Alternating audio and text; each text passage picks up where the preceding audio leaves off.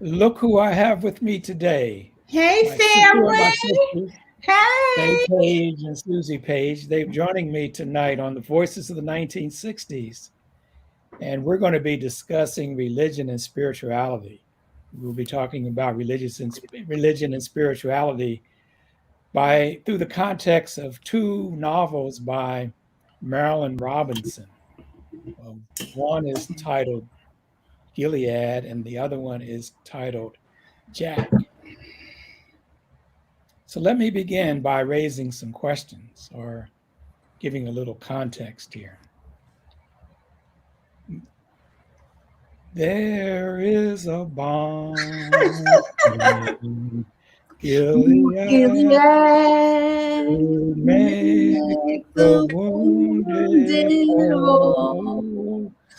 There is a balm in Gilead. Gilead that heals the sin-sick soul. Oh, These are some lines from a popular song we sang at Grace Baptist Church in Germantown, Pennsylvania, when I was growing up in the church in the 1950s and early 1960s. One of the questions we'll be discussing tonight is there a balm in Gilead? Other questions include, does God exist? What's the purpose of a relationship with God? How does faith answer, how shall we live? Are we predetermined? Do we have free will? Can a prodigal son return home? Should we be true to ourselves or to our race? What's love got to do with it? Again, this is the Voices of the 1960s, and we'll be talking about Gilead, the novel, and Jack, the novel. And the time span is from the mid 1830s to the mid 1960s. So, over a period of 120 years in American history, we get to look at the lives of the characters in the two novels and their fate. And by looking at the characters and their fate, we explore the complex relationship among race, gender, and religion in American life and in our life. What happens to belief given life's endless social injustices? Faye, what's your take on the novels by Marilyn Robinson? well, I'm going to give an introduction to Gilead, and the narrator is Reverend John Ames. And John Ames is old, and he lives in Gilead, Iowa. And he knows Well, that he is not. Faye, you said he's old. He's 76 years old, and I'm close to 76. That doesn't Well, feel how so about this? He feels that he's old, okay. and he presents himself as old. And he is worried that he has a young wife and a young son, and he is worried that he will not be around to watch his son grow up. So, Gilead is a series of letters that he is writing to his young son, and the letters are biographical, they're philosophical, and they're very spiritual. And a main theme through all the letters is these beautiful descriptions of how much he loves his wife and his son. In fact, he says he loves them for their mere existence. So his wife and son are very easy to love. They never test his love. However, there are other people in his life, and they do. And so some of the letters are about how he, Reverend Ames, feels he ought to respond as a Christian. Now he realizes that he, a man of God, has not stayed in the fight for justice for the colored people. His grandfather was a Civil War abolitionist, very radical. He is a pacifist. He also has a brother who is an atheist, and he really struggles in his heart about his brother Edward. But then there's Jack. Jack is the son of his neighbor, his best friend, and he has baptized Jack. And Reverend Ames can't forgive Jack because since Jack was a little boy, he has created chaos on a minor level, a major level, and the chaos has been persistent.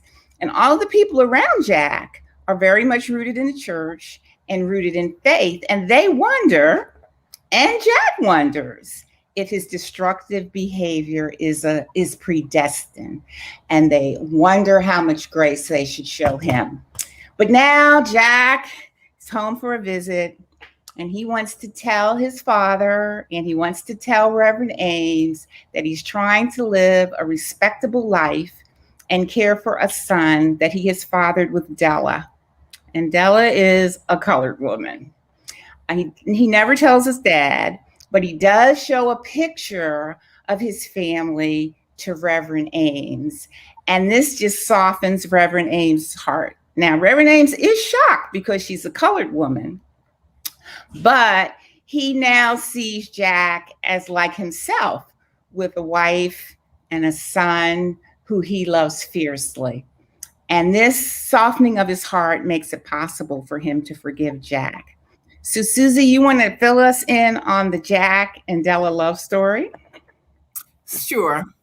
Well, the book entitled Jack does fill in the details of the Jack and Della interracial, illegal love story.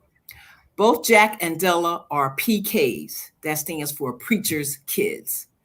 As Jerome said, both are from Protestant abolitionist backgrounds, but both feel very confined and very unhappy with the life paths 1950s segregated society has laid out for the both of them to follow.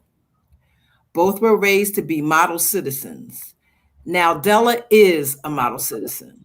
And as you've heard Faye say, Jack is nowhere near a model citizen. He calls himself the Prince of Darkness. Now, who calls himself the Prince of Darkness? Jack and Della's first date is in a graveyard. A graveyard, y'all. I kept screaming in my mind, run, Della, run. Jack is not the one. Now, never mind you, I didn't care about Jack. But I want to ask everyone who is listening, how do we live out love? The Christian redemptive love in particular that both Jack and Della learned about as children. Doesn't God, if you believe in him, show his love and grace through others? Doesn't God give us what we need? Who am I to say that Della didn't need Jack?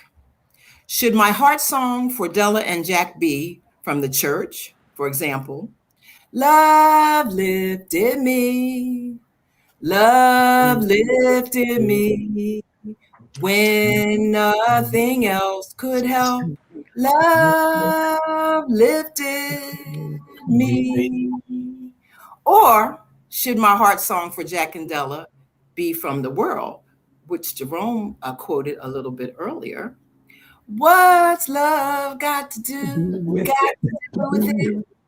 What's love but a secondhand emotion? Who needs a heart when a heart can be broken? Oh. What say you, Jerome? Wow. What say me?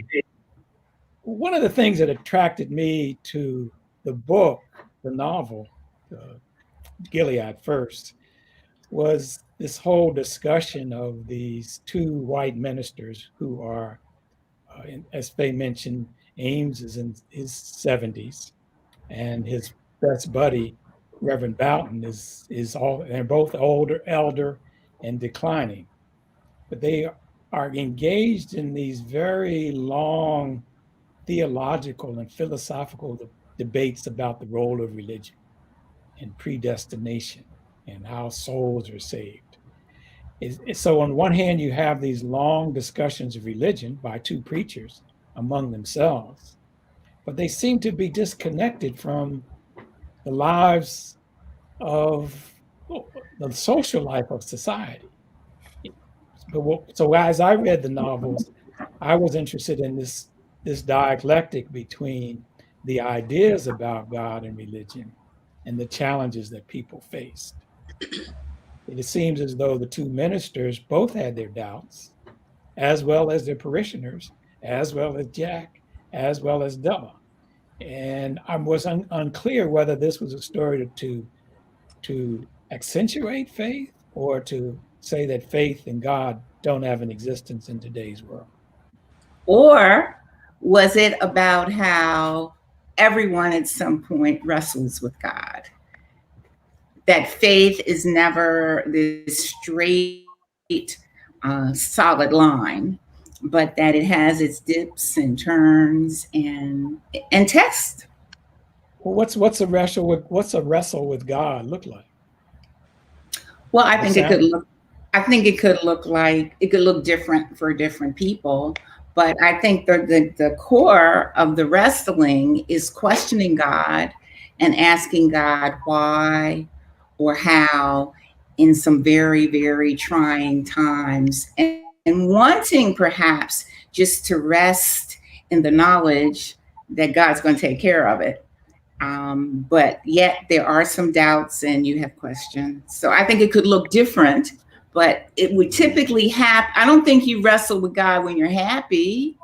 So I think typically it would be as the result of some trauma or some big question that's going on. And to some degree, you don't need faith when everything is going well, to some degree.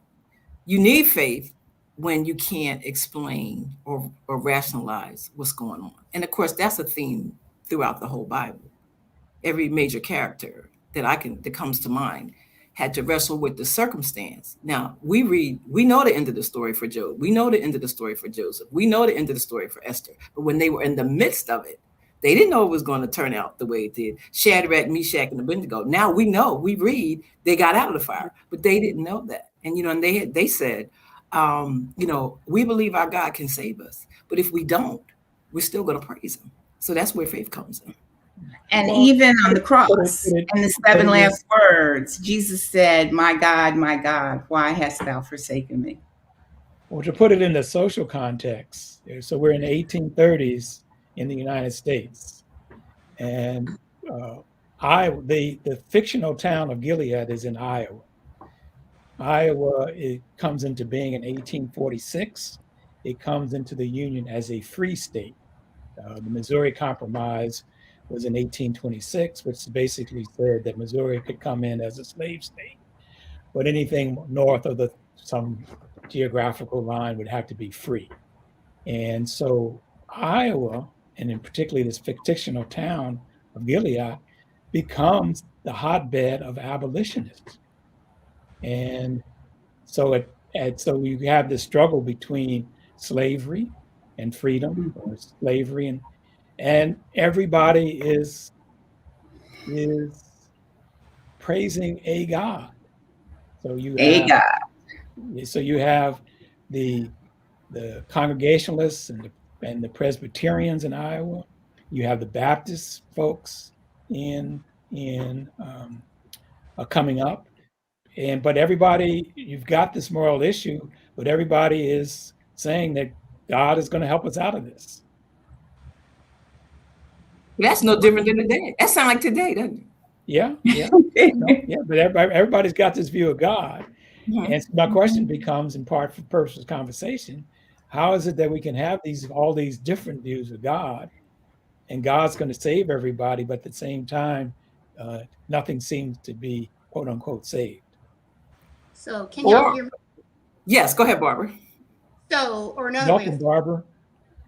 Hi. Greetings from the great state of Texas. Another way of thinking about it is the challenges of faith. You have a vertical element, and that's your relationship with the God you believe in. But then there's a horizontal element to it, and then that's your relationship with other people. And it seems like that's where the challenge seems to be. Really taking that vertical faith and putting it into action. It affects the people you're dealing with vertically, horizontally. And maybe the working out of that is the purpose of faith. Okay. Well, Susie, you mentioned the love story between Jack and Della, and we're in 1950s, and you said it was illegal because interracial marriages are illegal or outlawed, Mhm. and the Jack and Della also go back to the abolition movement because Della comes out of the church, and that church was very active in the Underground Railroad, and they met the Ameses.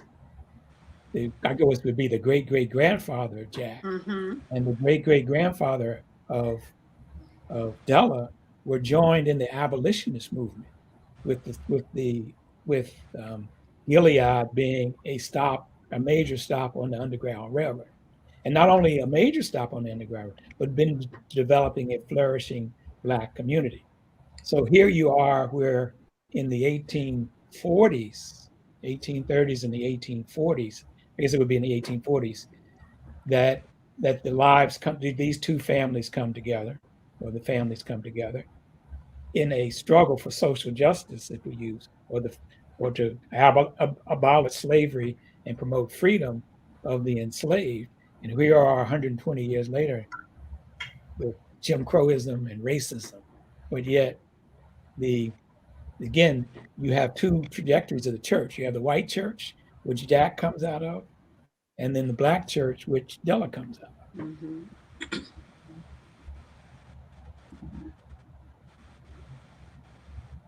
How do we bring that together? Yeah. Well, I think that's what she is showing in the book, just the challenges of She doing being the author. the author, Marilyn Robinson, she's really giving light to the challenges of doing that, because we've got these folks who are so steeped in their faith, but then they want to, well, they all have their challenges outside of it. As Susie pointed out with Jack, I think I heard most of what you said. I mean, Jack just was a bad seed. He just Jack was actually probably could be described in some of the clinical terms of alcoholism, and that he has all these urges that he can't really naturally quell. And then we got Della, who is sort of this model citizen, and both of them are just really rebelling against that. They're tired of it, and you will hear in the story where they articulate just their fatigue with trying to live those lives. And so she really shows, I don't know that there's an answer, but Marilyn Robinson really brings to light that struggle. Well, And then, can you somebody explain how Della is a model citizen? What makes her a model citizen? Oh, well, I would say she's a model citizen when she's formally educated. Jack is not. She has a job. Jack does not. She's a teacher. Jack is not. She comes out of a model. Her father's a preacher. Her mother's a preacher's wife. Her brothers served in the military. She was engaged with her students. She cared about her students and was engaged in their lives, and from all indication, very engaged in the community. She would be considered a credit to the race. Correct. At that time, you would have used that phrase. If you just saw Della go about her daily life, you would have said she was a credit to the Black race. And why she or we have to feel that we have to be that way, that's a whole nother question. That's a whole nother question. And then I was going to say, what does her aunts and father have to say about her relationship with Jack? Oh, they're appalled. Of course, they don't like it, and well, no, they don't like Jack. And the father tells Jack, because you remember, well, one, the Black church in St. Louis takes in Jack, they feed him, and he plays hymns for them and stuff like that. But then when Jack ends up going to visit Della's home, he gets a cot in the church, and they still feed him. So it's not like they just see him and say, you get away from here, we're not going to have nothing to do with you. They're still compassionate toward him. They still actually show love to him. But he tells them, he said, you know, I don't like you because you're setting up a life for my daughter. If she gets with you, look at the life she's going to have. She's going to have nothing. That's nothing but heartache. Wasn't that a song? Nothing Yeah. but heartache. No. But I think also in Jack, there's a statement that philosophically Della's family are separatist, and they come out of the Garvey movement. Right. And they say to Jack, you know, we don't like you, but, you know, even if we did, we couldn't sanction this because we believe in racial segregation. But I wanted to add that in the story, while Della and Jack feel confined and want to escape the confines of their religion and their upbringing, there's another character in the story, and her name is Lyla. And Lyla is the young wife of John Ames, who is aging. He married them late in life. He married Lyla. And Lyla longs for the stability and the formality of church. And she was a throwaway child who all her life has bounced here and there. And she used to look in the windows of people like the Ameses and Della's people and long for what this lifestyle that Jack and Della are tired of. So the religion was a balm for her. And she greatly, greatly appreciates the opportunity to have this normal life. Yeah, but this normal life is somewhat problematic in the sense that Ames is 76. His son is 7 years old. So that means that he would have fathered the son when he was, 69? And Lyla is like 40? At the most. So you have this scene where this old Protestant minister who's been dealing with all the philosophical and ecclesiastical meanings of life and love, and this sweet young thing shows up in his church. Yeah, but the sweet young thing proposed to him. The sweet young thing proposed to him. But Lyla proposed to him. Yes, she proposed to him, but what did he do? He didn't say, I'm 40, I'm 30, 40, almost 40 years older than not. I could be your father. I'm almost 30 years older than you are. Yeah. And I'm a minister in the church, and that I don't know whether that would set a good example. But back then, well, and even now, I know people with that much age between them in their marriages. Yeah, me too. I do, yeah. But back then in particular, I don't think that would have been so odd to have a young wife. I don't. Except that Jack called him on it.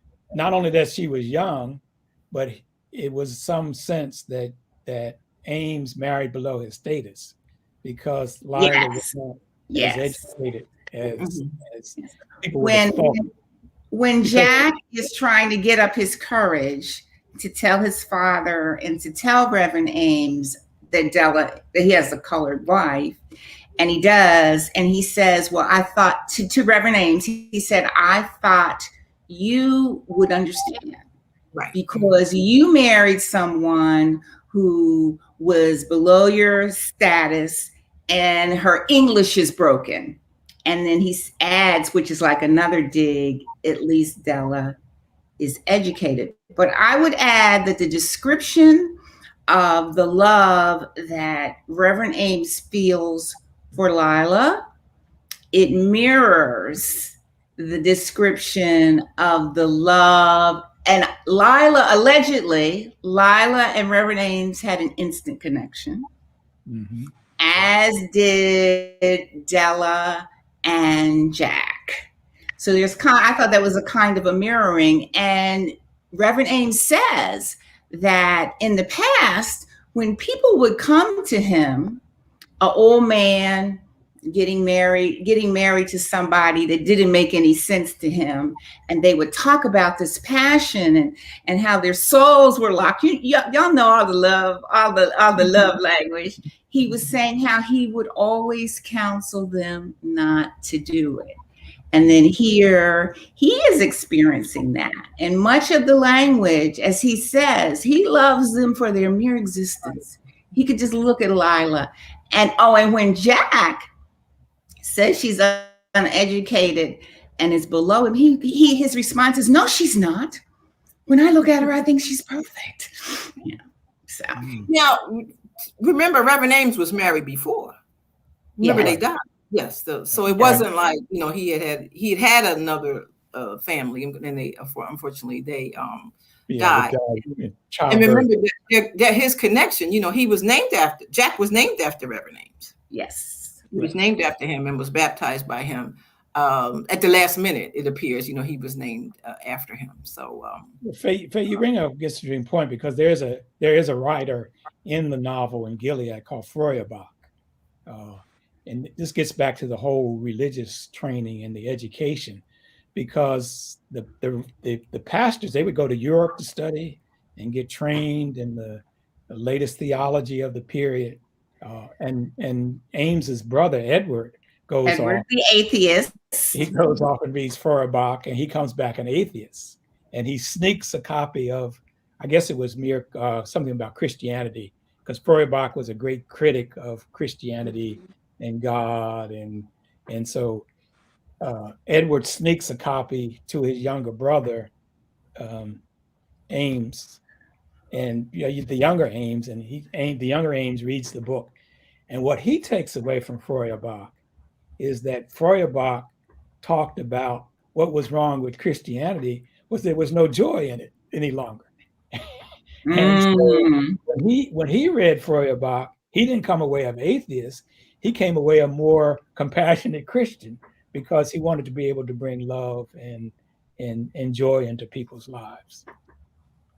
But yeah, which he did as far as his service to them. And one thing that, if I had read this, I had read it before, but remember the flu epidemic of 1918 plays prominently in the story, and it mirrors the COVID. And at the time when he said he has this sermon that he is going to preach, and he ends up burning it. He said, because the only people that are going to be in church are a few old ladies in veils trying to stay away from the flu virus. And he says they have all the sadness and heartache that they could take. And so he was very mindful of his words and the way he interacted with people. And then I think it was his grandfather. His grandfather used to take the blankets off the line and the bed and give away the last food. And oh yes, I mean, it really kind of sounds like our father too. I was thinking.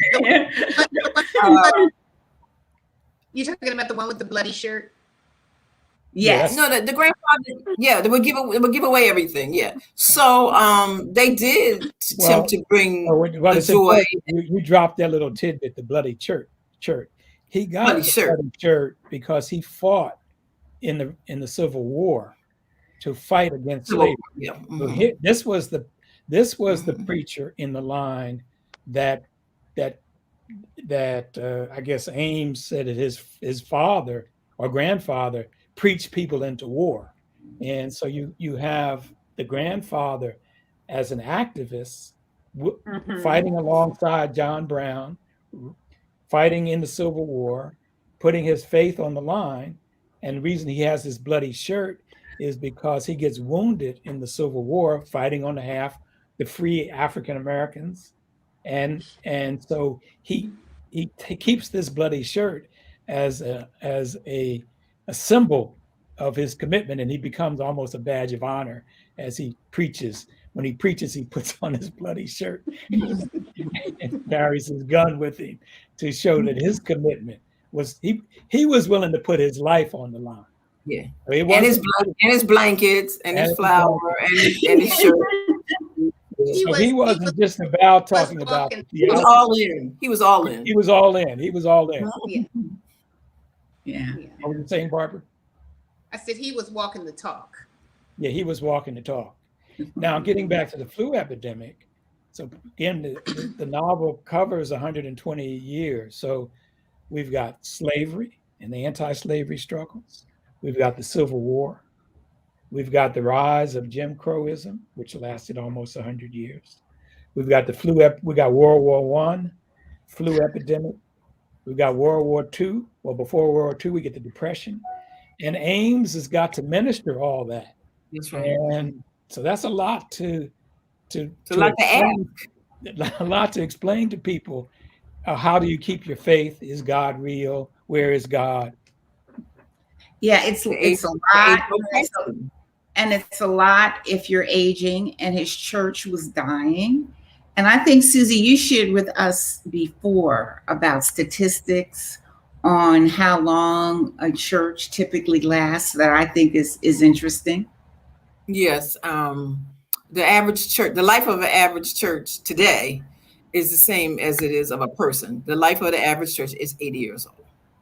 So the fact that we come out of churches that are much older than that, but that's really not statistically that they have really, they're really old. They really have outlived the average. Well, Jerome, with all your actuary and everything, they have passed actuary tables because the average age for a church is 80 years old. And the church changes over time. Yes. So the Catholic Church, which is, I guess, since 2021, would be, the Catholic Church didn't start right away, but I don't know exactly what year the Catholic Church got started, but it's been around for a couple thousand years. But it's morphed in terms of how it expresses its religion and its service to people. So some institutions are long lasting. Right, but that would be the whole faith. I'm talking about an individual congregation. Right, individual congregation. Mm-hmm. Yeah, and we see that in a lot of urban communities now, is that the churches are aging out. All the parishioners are getting to the point where they are no longer, they are not as young as they used to be, and congregations are passing on. So, yeah. And I wonder if the reason for the aging is the inability to change. You get, and the four of us have talked about, you get wed to practices and doctrines and style of worship, and they become almost like the religion.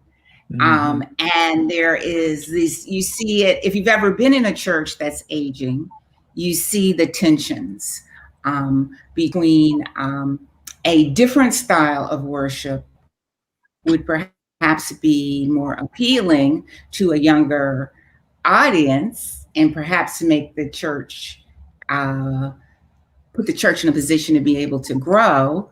But then the people in charge are saying, we're going to sing these same songs, these same ways. And I guess, Susie, we also talked about the taboos, that all the taboos that have been in place forever are gonna remain. I remember when we couldn't dance in church. I remember when we couldn't drink, but I think the Catholics, and Barbara can opine on some of the other religions that drink. But maybe the death is because of commitment to doctrine, as opposed to commitment to the fundamental principles of love, which are supposed to be at the root of all of this. I don't know. That's just me speculating. Well, I don't know. Barbara, go ahead, Barbara. Barbara, you have anything to say about doctrine? Let me kind of. I was trying to think about how can we frame us, the four of us. And there's seven of us all together, but the four of us. And since I do management consulting, you need spectrums or 2x2 matrix. So, of course, on the one end, you have the church and the believer, and at the other extreme, you have the unchurched and the unbeliever, and then we have people in between. So I would put Susie and Kath. I put Susie on the church and the believer side, and me on the unchurched and unbeliever side. And then the other of us just kind of bounce around in between. Well, actually, I would be closer to you than the Susie Okay. on the spectrum. Where would you fall, Barbara? And I would say I am moving along the spectrum, because part of the challenge for me is in which direction, Barbara? You moving in which direction? I'm moving from Susie to Jerome. Those are my And what caused you to move?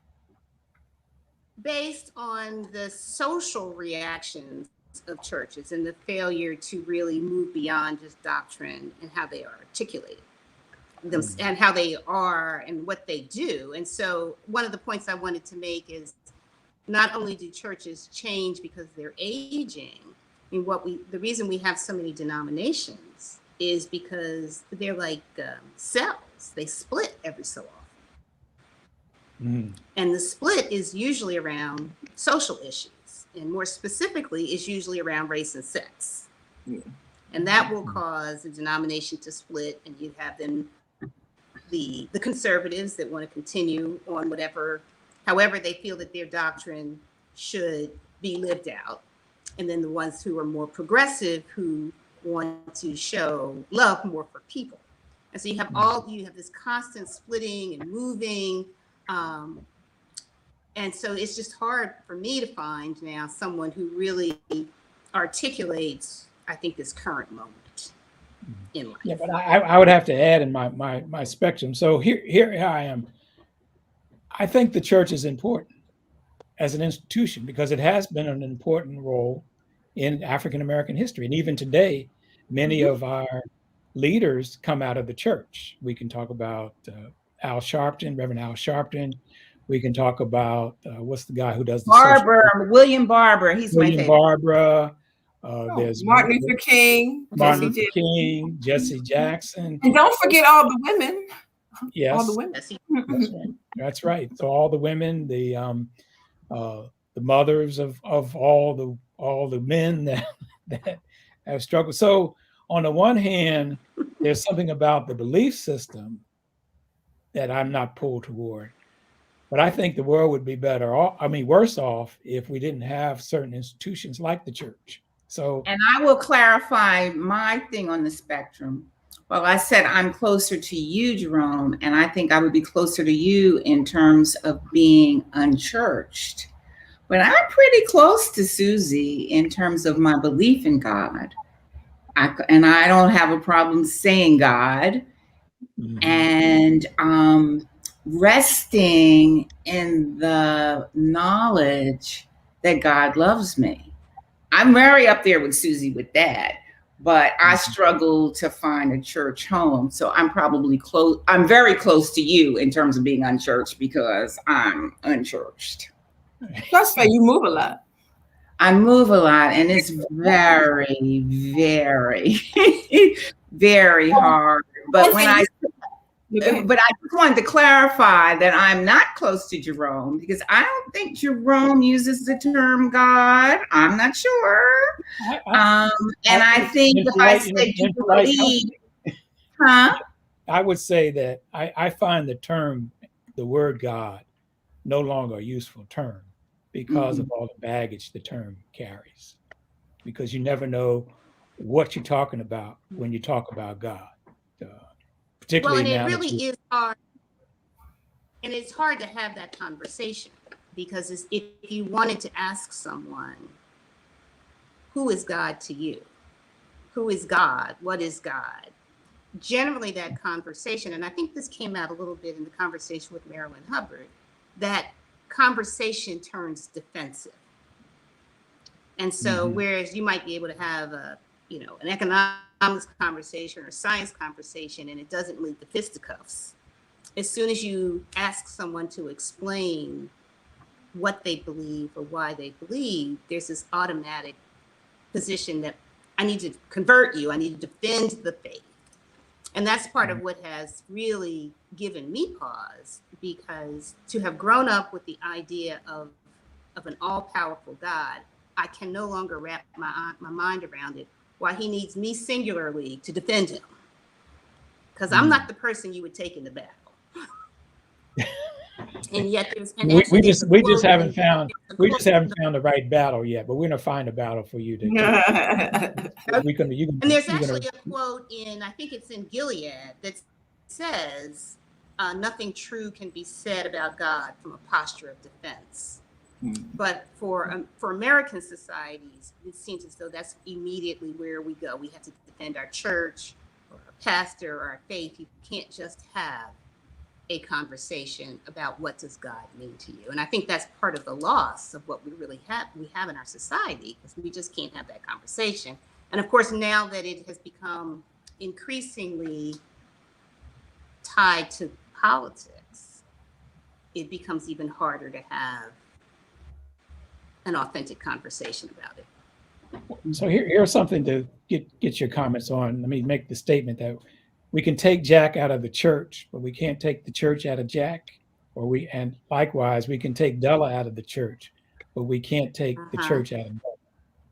Yeah, I agree with that. Go ahead, Barbara. Well, and it's clear in the story that that's part of their internal struggle. And quite what is clear? about, what is clear in the story? That as they want to do something that's outside of what they have been indoctrinated to do, they don't willy-nilly just say, I'm done with that. They struggle with that all the time. Jack, even with his, when he is creating chaos, he doesn't take it lightly. It saddens him that he creates hardship, and that's why he moves to this idea that he just wants to do no harm, because that's ingrained in him, and he really doesn't want to be the way he is, because he's got those sort of two natures fighting. And with Della, her faith is intertwined with what it means to be Black, what it means to be a Black woman. And so she doesn't immediately say, come right over to my house. She's clear, she's uncomfortable with the fact that they're going to immediately be read by society. When they're in the graveyard, they have this whole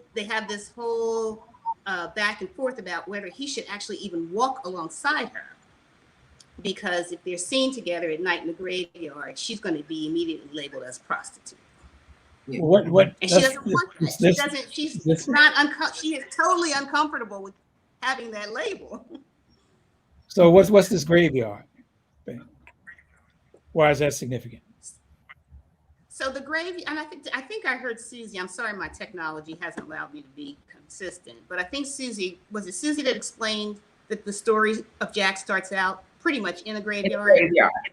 Mm-hmm. So they end up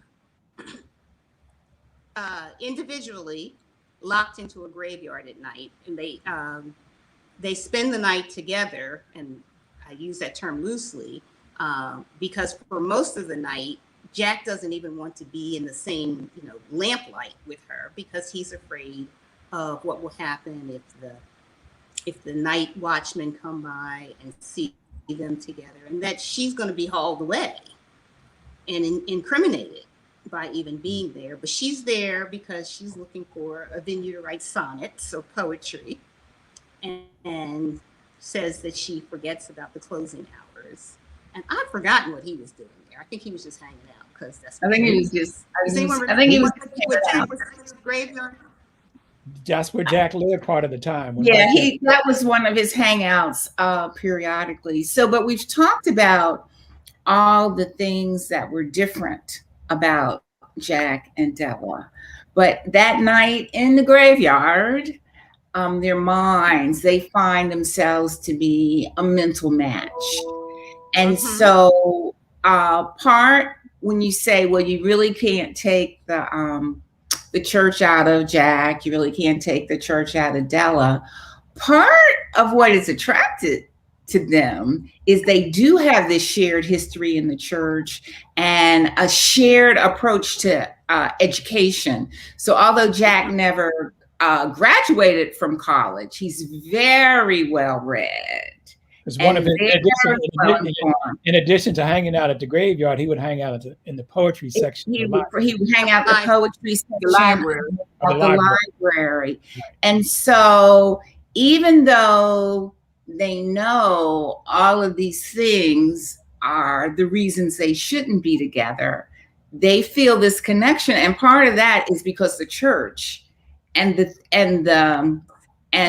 doctrine and the practices of the church, she thinks he's a preacher and he acts like a church guy and he can play the piano like a church guy. He is regularly thought to be a preacher. He is regularly thought to be. So while you can't take the church out of either of them, it really is part of their attraction to each other is the effect that the church has had on them both. Right. And I would dare say for Della, she would be hard pressed to find a similar mind among the people with whom she has the most in common. And why you say that, Barbara? And because Della says it in the book. She said something like, well, he teases her, said, well, did you meet anybody while you were away? And she says, well, I suppose if one of them was the last man on earth, I would marry them. That would be okay. But now I found somebody that fuels my soul in a different way. And so I would say that because probably in her circles, the idea of reading to challenge your thinking was probably not the norm. But it wouldn't be that the men would have been. It wouldn't have been that the men were uneducated or didn't have jobs. No. They would have been model citizens too. Just thinking about different things. Yeah. Mm-hmm. So the way she was willing to deconstruct poetry and stories, and when they were in the graveyard together to imagine, they did some scenario imaginations about what would happen if they were the last people and there were no rules. I think she probably would not necessarily find someone to share in that kind of thinking. And I think that's where the love connection happened for her. Yeah. Now for Jack, just no one would have Jack just because he's Jack. Or so. Right. I say in these parts. Yeah, and I want to say, and I also just wanted to add that we all know of really, really unhappy marriages between model citizens. They have all the trappings of what you were taught you ought to seek in a mate. And oftentimes they don't even really find fault with each other. If you say, well, what's wrong with Faye? He would say, well, really nothing. But we all know of two model citizens who get together and boy, are they unhappy. You know people like that, Faye? Oh, baby. Well, they shared a love for poetry. Yes. They meaning Della and Jack. And one of the books that, Jack was he liked to steal wherever he had to steal something. So he had to steal. So he was over at Della's house, and he stole a book of poetry, right? Mm-hmm. Yeah. Oak and Ivy by Paul Laurence Dunbar. Oak and Ivy and that was one of Della's favorite. And that was Della's favorite book, Oak and Ivy. Poetry, Oak and Ivy, which talks about the struggles of accomplishment of African Americans within modern society. So Paul Laurence Dunbar played a major role in the life in the love story about the struggles and what it meant to be human. And now part of that Paul Laurence Dunbar and many of the poets of that time, African American poets, there was this yearning just to be a person. We recognize that we're part of the race, and we have to uplift the race, and we have to be for the race. But throughout many of the writers, particularly when you get into the 20s and the Harlem Renaissance, while there's this recognition of our African centeredness, our roots in Africa, is also this struggle just to be. And that's one of the things that the themes in the African American struggle is that we just aren't allowed just to be. And just and I would add that being model citizens has not reduced structural racism at all. You know, it's here, and I may experience it at a different level than maybe someone else who is lower wealth. But it doesn't matter. At the end of the day, when they see me the same. They see us all as the same, and you can be as model as you want. So that really, I'm not saying it hasn't paid off for us, because there are some benefits to being a model citizen, but it certainly has not dispelled racism. Now, Jack couldn't go back to Gilead. He couldn't. He was not accepted. Right. Was he not accepted, or was he afraid it would kill his father? He asked Reverend Ames, and Ames says, "I don't know." You know, because I haven't kept up on the colored people, so I don't really know whether he would be accepted or not. But because remember, they ran all the black folks out of town. You know, they burned the black church. That's right. That's true. That's true. That's true. So at one point, the community was one of openness. I mean, he's probably had. But yeah, it had transitioned. Yes. You had your black churches and your white churches, but you did have black and white communities in Gilead.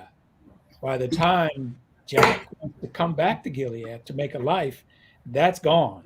Blacks that's true. That's true. Yeah. Blacks have been run out of town. And the one thing they did to run them out of town, get this, they burned their church. They burned a church. Susie has some thoughts on or questions. She always says, "What?" Yeah, when you look at history, that's church or synagogue, a mosque or whatever. Why would someone be so upset with you that they would burn the symbol of your faith? When isn't that what you want in society, for people to be operating from, love and morals, and if you believe in God, a belief in God. And what is the what are they after when they bomb a religious symbol? Well, because it doesn't seem. Go ahead. Go ahead. Are they so afraid of the power that it truly does represent? Because even though we've been bombed, or just fear of the unknown. Yeah. So if you're worshiping in a different way or ostensibly to a different God, that's fear invoking for people. And then for the Black church, which really has a completely larger role, I think, than any other church, because for the Black church, it was the institution for African American. It was church, and it was faith, and it was worship, but it was also education. School. I mean, it was everything. It was political. It was political awakening. It was everything. And so, if you really wanted to, I'm not saying that bombing a synagogue or a mosque wouldn't have as a detrimental effect, but for what the broad elements that the Black church represents, you kind of get, 2 birds with one stone, or 6 birds with one stone, because it was the anchor of the community. So Pastor Ames and Pastor Boughton didn't do anything they were pacifists. They're pacifists, they were divorced they were willing to tend to the needs of their parishioners, but they were not engaged in social struggle.